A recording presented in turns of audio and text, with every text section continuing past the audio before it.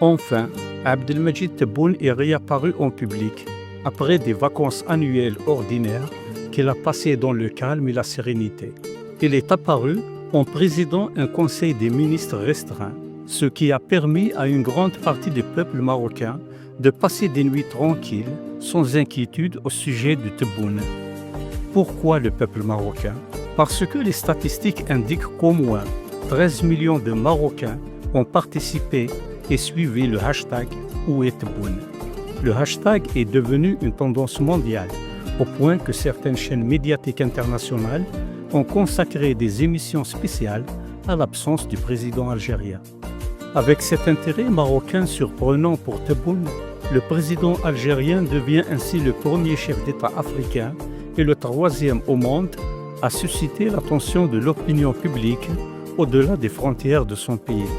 Après Trump et Poutine, Trump en raison de l'impact de ses actions sur les événements mondiaux. Poutine à cause des répercussions de décisions sur la sécurité européenne. Quant à Tebboune, il semblerait que ce soit en raison de son influence sur la scène africaine et méditerranéenne. Le président Tebboune a marqué son retour de vacances d'été en présidant une réunion gouvernementale restreinte, au cours de laquelle il a donné des instructions présidentielles pour l'acquisition de 10 000 bus et de millions de pneus pour différents véhicules. L'affaire s'est donc conclue par un soulagement pour les Marocains, rassurés sur la santé du président, tandis que les Français commencent à s'interroger sur la destination des commandes commerciales de Tebboune.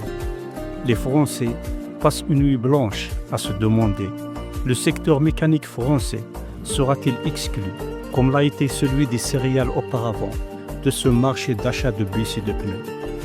En mars dernier, Macron avait adressé un appel direct à Tebboune, invoquant le sens humain du président algérien pour libérer Boualem Sansal. Le fera-t-il encore une fois, en sollicitant cette fois-ci la fibre humanitaire et solidaire de Tebboune afin d'acheter des bus Renault et des pneus Michelin pour soulager, ne serait-ce qu'un peu, la crise financière dans laquelle la France s'enlise. Une crise qui menace la stabilité de ses institutions, alors que le peuple français exprime son mécontentement face à la situation économique et sociale de son pays.